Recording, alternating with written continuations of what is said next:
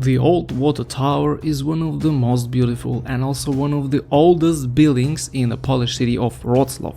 It was constructed between 1904 and 1905, and its initial purpose was to supply the entire city with water. The city was then named Breslau, and the territory was under German control.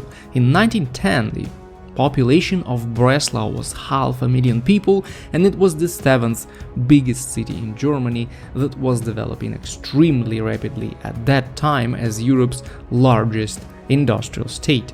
You may compare it with today's data. The population of Wroclaw now is about 670,000 people, so not much more than over 100 years ago. Of course, the area went through a disastrous history within the 20th century, but let's focus on the water tower.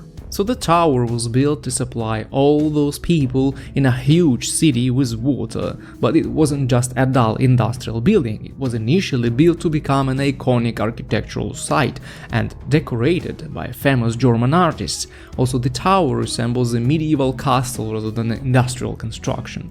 The overall height of the tower is 63 meters, and there was an observation deck at 42 meters with an electric lift taking people up there.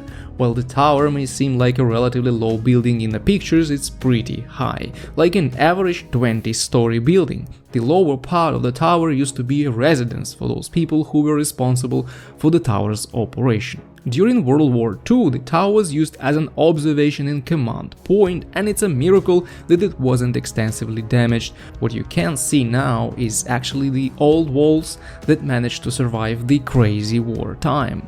The tower wasn't maintained well after the war period because Polish people clearly had a lot of other priorities.